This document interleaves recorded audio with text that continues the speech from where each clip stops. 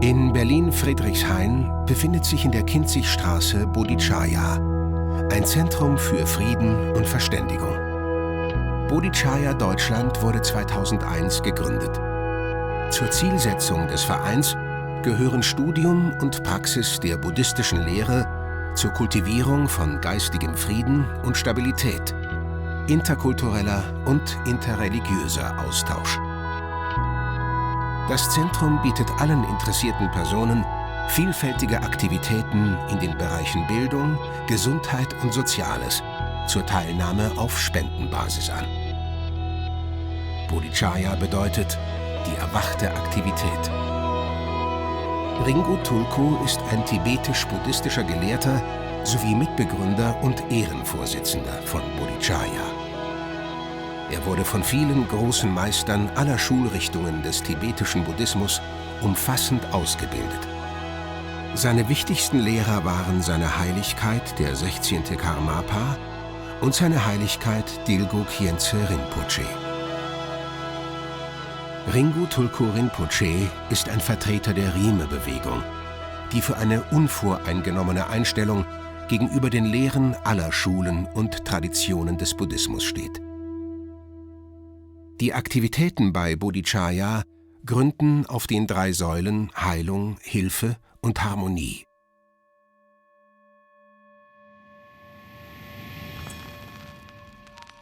Der Dharma ist die Lehre des Buddha und wird als Wissenschaft des Geistes betrachtet. Bodhidschaya schafft Einrichtungen für Studium und Praxis des Dharma und anderer alter östlicher und westlicher Weisheitstraditionen zur Heilung von Körper und Geist. Und die Menschen können erstmal lernen, mit den Meditationsübungen innere Ruhe, innere Zufriedenheit zu finden, sodass sie eine stabile innere Basis haben. Bodhidschaya Berlin bietet ein vielfältiges Angebot an regelmäßig stattfindenden Meditations- und Studienkursen aus dem Shravakayana, Mahayana und Vajrayana-Buddhismus. Darüber hinaus besuchen viele bedeutende tibetische Meister das Zentrum in der Kinzigstraße und halten hier Belehrungen und Kurse zu ausgewählten Themen.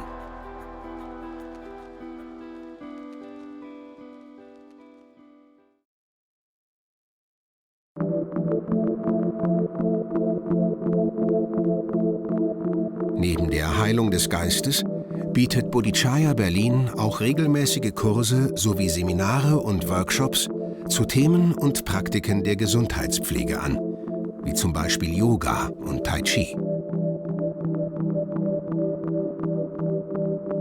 Yoga ist ein klassischer indischer Weg, um Körper und Geist in Einklang zu bringen. Die Übungen verbessern die Vitalität, Flexibilität und Kraft des Körpers und fördern gleichzeitig die innere Gelassenheit. Ina Meyer ist ausgebildete Yogalehrerin und leitet bei Bodhidschaya den Kurs Yoga for All. Das Besondere an Yoga ist einfach, dass es nicht nur ein Sport ist. Was Yoga noch dazu hat, ist auch so einen geistigen Effekt, also dass man auch den Geist entspannt. Tai Chi ist die chinesische Kampfkunst der Heilung und der Entspannung. Eng verbunden mit dem Tao und der traditionellen chinesischen Medizin ist Tai Chi eine Reise durch das äußere und innere Universum des Menschen. Christian Ort trainiert seit über 30 Jahren asiatische Kampfkünste und bietet bei Bodhidschaya regelmäßig stattfindende Tai Chi-Kurse an.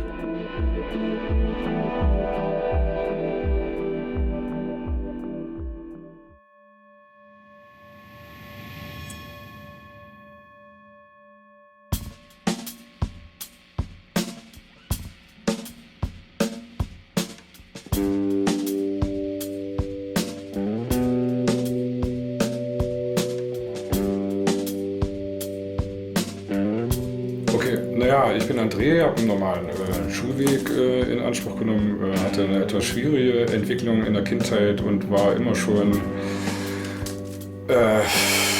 in dem Gewaltsektor zu Hause, weil ich habe da durch den Umgang damals ist das einfach so geprägt worden, es kam Heimerziehung, Jugendanstalten und sowas. Und dort fällt man automatisch in begrenzte Lösungskonzepte. Das ist einfach so. Also Gewalt war immer so die schnelle Lösung und was anderes hatte ich damals gar nicht übernommen oder gelernt. Also so war ich gestrickt. Und das gab mir im weiteren Verlauf dann auch regelmäßig Probleme, unter anderem eben auch Haft. Die Betreuung von Strafgefangenen in den JVA Tegel und Brandenburg wurde durch Mönch Tensin initiiert. Aktuell wird die Betreuung durch Diplompsychologin Anita Stangohr durchgeführt. Erst sich selbst absichern und erst dann kann ich helfen. Wenn ich selbst unsicher bin, wenn ich selbst nicht geerdet bin, wird meine Hilfe nicht gut sein können. Und da bietet, denke ich schon, die buddhistische Lehre und die buddhistische Praxis enorm viel an Hinweisen, wesentlich mehr als zum Beispiel in der Verhaltenstherapie, an Methoden, sich selbst zu reflektieren, sich selbst zu beobachten. Strafgefangene der JVA erhalten von Frau Stangohr auf Wunsch und kostenlos Meditationsanleitungen, buddhistische Unterweisungen sowie Beratung zur Stressbewältigung. André B. war lange Jahre inhaftiert. Die Betreuung durch Mönch Tensin und Anita Stangohr sowie buddhistische Meditationen haben ihm während der Haftzeit sehr geholfen, eine innere Gelassenheit zu entwickeln. Du bist mit einem ganz anderen Zustand aus der Meditation gekommen und das war für mich wertvoll. Im Prinzip, dass ich ein Mittel hatte, an mir selbst zu arbeiten und vor allen Dingen mal einen Einblick zu kriegen in andere Handlungskonzepte, weil man zum Teil Lösungswege nur zur Verfügung hatte, aus dem, was einen vorher geprägt hat. Und das war für mich neu und es war für mich also persönlich sehr wertvoll. Und die Resonanz, die die Gruppe gerade in dem extremen Sanktionshaus hatte, war für mich selber erstaunlich damals. Also sind Leute aufgeschlagen da und also von denen ich das nicht erwartet hätte, aus meiner vorherigen Bewertung heraus und so. Und habe die dann erstmal ganz anders kennengelernt auch. Weil wir hatten dann eine ganz andere Kommunikationsebene durch die Gruppe, die vorher überhaupt nicht da war. Die Meditation und der persönliche Kontakt zu Mönch Tensin und Anita Stangohr helfen ihm auch jetzt in Freiheit.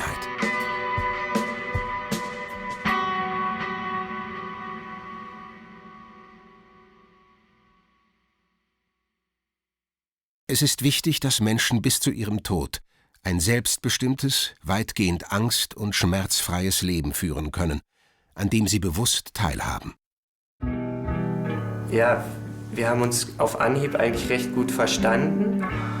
Und den Menschen, den ich begleite, er ist selber Künstler und unglaublich kreativ und ich bin sehr beeindruckt von seinem Leben und ja, auch so von seiner Haltung im Leben. Er ist sehr positiv. Ja, das sind so Momente, die einfach so sehr inspirierend waren, wo man einfach gespürt hat, ja, was der Mensch für ein Leben hat, wo er herkommt und wie es ihm jetzt auch noch geht, wie es ihm jetzt geht, wo er jetzt gerade steht. Durch ein Team aus fachlich qualifizierten Koordinatorinnen und geschulten ehrenamtlichen Helfern bietet der Hospizdienst Horizont Begleitung und Beratung für Betroffene, Angehörige, Freunde und auch für Pflegeeinrichtungen an. Das Angebot ist kostenlos und richtet sich an alle Menschen, unabhängig von ihrer Religionszugehörigkeit. Ja, man muss dazu erstmal sagen, dass wir natürlich jeden und jede Person begleiten, egal welcher Religionszugehörigkeit oder ob sie eventuell gar keine Zugehörigkeit hat, nicht glaubt. Und der Buddhismus kommt nur dann zum Tragen, wenn die Person sich das wirklich wünscht. In jährlichen Schulungen wird den ehrenamtlichen Hospizhelfern die Expertise für die Begleitung von schwerkranken und sterbenden Menschen vermittelt. Die Teilnehmer erhalten in 130 Unterrichtsstunden zusätzlich zur traditionellen Hospizausbildung weitere Fortbildungen bei buddhistischen Lehrern in Meditation, Geistesschulung sowie praktischer Begleitung. I think the Dharma is very important, yeah. I don't know why. I don't think I have to know. But contact with the Dharma is important, yeah. Und das sind, glaube ich, auch Themen, wo es ein großes Bedürfnis gibt. Also nicht einfach nur eine Pflegeleistung zu bekommen, sondern im Grunde auch ein Angebot zu bekommen, nochmal über sein Leben reflektieren zu können. Also ich weiß noch, als ich 2008 hier angefangen habe, da hatten wir, glaube ich, 5 Begleitungen oder so, also ganz wenige. Und mittlerweile haben wir über 100 Menschen begleitet und im Moment begleiten wir gerade ungefähr 10. Und es gab dann so Situationen, man sitzt am Küchentisch, unterhält sich oder sagt auch mal gerade nichts, wo er dann einfach die Mundharmonika rausgeholt hat oder die Gitarre und einfach einen Gig gespielt hat, also hochprofessionell, weil er professioneller Musiker ist.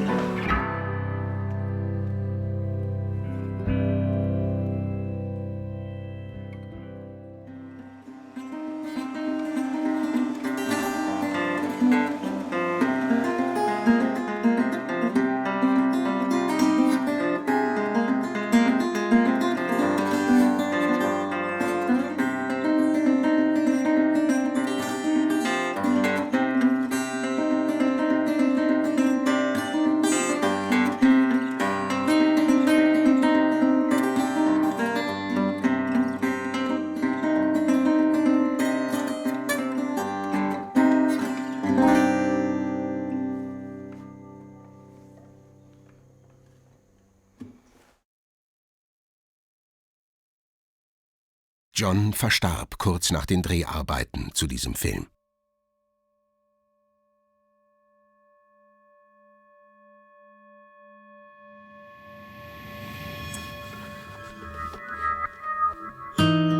Frieden und Fortschritt in dieser Welt sind abhängig von der Harmonie unter den Menschen. Interreligiöse und interkulturelle Dialoge schaffen besseres Verständnis und Harmonie unter den Völkern. Bodichari hat von Anfang an etwas unterstützt, was uns am Herzen liegt. Nämlich wir haben vor 2 Jahren den sogenannten Berliner Dialog der Religionen eröffnet. Bodichaya Berlin veranstaltet regelmäßig Tage der offenen Tür und lädt Vertreter der verschiedenen religiösen Traditionen der Welt zum Austausch ein. Bodichari hat sich in diesem Zusammenhang, in diesem Berliner Dialog der Religionen, sehr engagiert. Insbesondere dann bei der ersten langen Nacht der Religion, die aus diesem Dialog hervorgegangen ist. Ringu Tulku diskutiert gemeinsam mit Vertretern anderer Religionen über die wesentlichen Fragen und Probleme des menschlichen Seins und die gemeinsame Ethik für das 3. Jahrtausend. Also, mein Name ist Eva und ich bin Politikwissenschaftlerin und ich habe im Sommer 2012 hier ein Workcamp geleitet. In einem internationalen Workcamp unterstützen Freiwillige aus verschiedenen Ländern gemeinsam ein soziales, kulturelles oder ökologisches Projekt.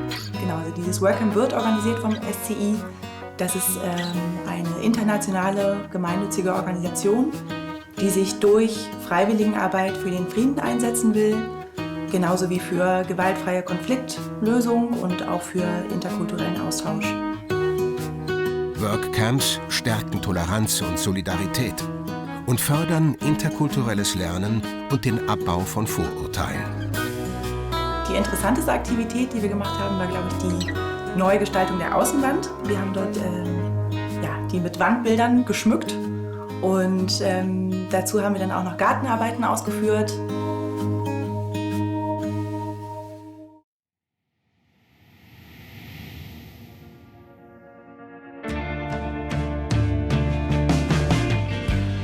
Im Jahr 2003 erwarb Bodichaya das 1800 Quadratmeter große Grundstück im Osten Berlins vom Bezirksamt Friedrichshain zu einem symbolischen Preis. Es beinhaltete mehrere denkmalgeschützte Wohngebäude, Pferderemisen und Schuppen, die sich zum damaligen Zeitpunkt in teilweise desolatem Zustand befanden.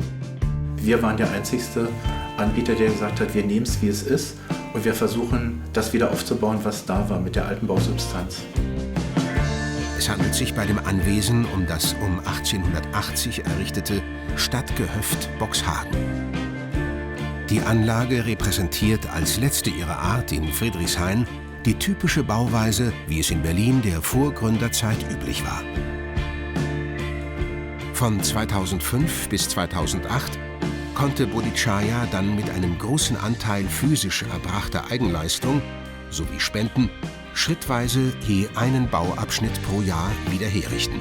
Wir haben wirklich die Baustellen erstmal entkernt und dadurch, dass wir hier so hohe Probleme mit Schwammbefall hatten, musste wirklich jeder Stein geklopft werden, mit Drahtbürste behandelt werden. Er wurde getränkt, getrocknet und zwischengelagert und später wieder aufgebaut. Also wir haben wochenlang, monatelang hier Steine geklopft. Im Sommer 2008 hat der Verein mit der Planung und der Realisierung des Neubaus der großen Veranstaltungshalle im Zentrum der Anlage begonnen und bis Ende August 2009 den Rohbau und die Hülle errichtet. Und wir haben hier trotz der wenigen Mittel eine wunderbare Brücke geschlagen zwischen alt und neu, was auch zu einer Auszeichnung geführt hat. Das Projekt wurde als Pilotprojekt in einem Forschungsprogramm des Bundes zum Stadtklimawandel ausgezeichnet, aufgrund seines Engagements in der ressourcenschonenden und klimaschonenden Bauweise. Die beiden Seminarräume und die große Veranstaltungshalle bieten sich für Seminare und Körperarbeit an. Sie können für Veranstaltungen gemietet werden. Bei Bodhicaya werden auch ökologische Projekte umgesetzt. Im Garten wurde ein 12 Meter tiefer Brunnen installiert. Und wir bewässern von hier aus den gesamten Grünbereich mit Grundwasser und benutzen dafür kein Stadtwasser, sondern wir machen das eben mit Grundwasser aus diesem Brunnenanlage. In den Fugen der Rückwand eines baufälligen Pferdestalls nistete eine Mauerbienenart. Die notwendige Instandsetzung des Pferdestalls 2007 war baukonstruktiv nicht möglich, ohne die Existenzgrundlage der Pelzbienen zu zerstören. Daher sollten die Bienen mit der Mauer umgesetzt werden. Im Grunde muss man sich das so vorstellen, dass man sozusagen immer blöckeweise sich die Elemente rausgesucht haben. Wir haben große Holzplatten dagegen gesetzt, haben das mit Schraubzwingen fixiert und haben dieses Paket wie eine Tragebare rübergetragen hierher, haben hier neu aufgebaut mit den Bienen, die dazwischen lebten. Und wie wir sehen, hat das durchaus Früchte getragen. Viele Bienen sind wiedergekommen und leben nach wie vor. Der Innenausbau der großen Veranstaltungshalle ist unter baubiologischen und energiesparenden Kriterien konzipiert. Das Dach der Halle soll zusätzlich begrünt werden. Im hinteren Bereich des Ensembles befinden sich das ehemalige Kutscherhaus mitsamt der Remise. Hier sind als letzter Bauabschnitt die Schaffung von Wohnräumen für praktizierende Buddhisten, Dozenten und einen Hausmeister vorgesehen.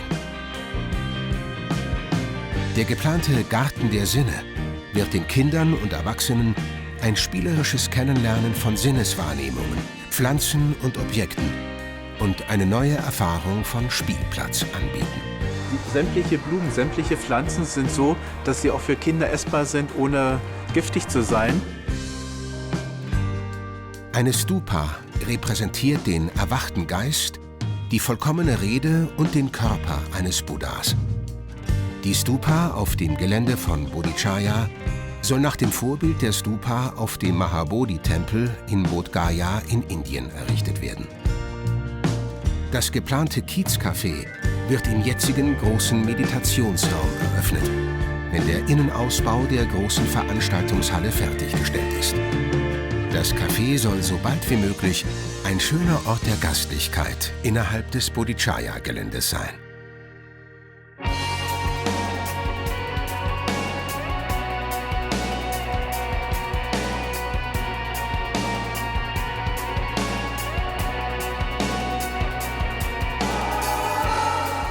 Alle Veranstaltungen bei Bodhicaya finden, mit Ausnahme einiger Gastveranstaltungen, auf Spendenbasis statt.